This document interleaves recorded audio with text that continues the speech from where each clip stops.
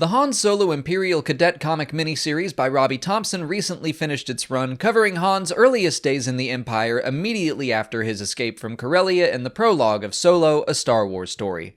On Karita, he was given the ID Cadet 124329. Basic training went about as well as you would expect. He mouthed off every chance he got, and was really only interested in getting to fly so he could head back to Corellia for Kira.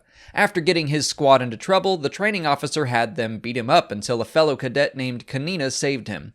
Feeling like he'd had enough of the Empire, he just went ahead and stole a TIE fighter and attempted to escape, but of course he was shot down.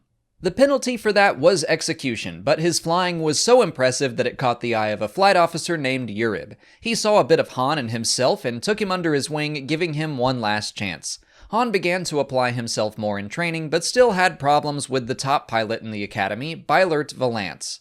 To get his rival off his back, Han performed a bunch of chores around the base and gave Valance the credit. Bylert was given a special mission while the rest of the crew was demoted to hauling freight. But Han swiped some rest and relaxation passes and modified their hauler so they could make their delivery and then spend some time on a pleasure cruiser.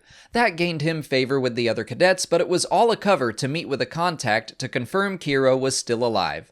When they got back to the Empire, the squad was returned to flight status and given their first combat mission. They were meant to capture a planet rich in a rare material called Ferium, which was originally from Star Wars Legends. Han modified his TIE fighter with plans to escape during the fight, but when Valance was shot down, he led the rest of his squad in rescuing him in the midst of an Imperial bombardment.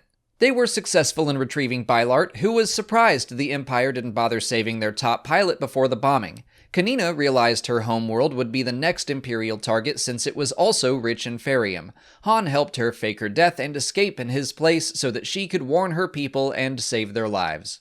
Valance was removed from service because his injuries were too substantial. By the way, Valance was a Legends character, an Imperial stormtrooper who suffered some terrible injuries that turned him into a cyborg. The events of Imperial Cadet match up pretty nicely. But anyway, Han was thrown in the brig for his unsanctioned rescue mission, and that's how the series ends. All of the 5-issue miniseries have been hit or miss for me. Unfortunately, I didn't connect with this one too much. The first 2 issues especially are exactly what you'd expect from the story. Han gets in trouble with the Empire. Yeah, I could have guessed that. The 3rd issue was my favorite as the most surprising. I enjoyed the Valance connection to Legends, but overall I didn't feel like I learned anything new about Han or the Empire or anything. It's another story that shows Han ultimately has a heart of gold, but we've known that since A New Hope.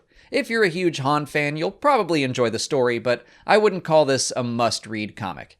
If you read the series, I'd love to hear what you thought of it in the comments. If you haven't already, please like this video, subscribe to the channel, follow us on Twitter, Instagram, and Facebook, and consider checking out our Patreon page. As always, thanks for watching, and may the Force be with you.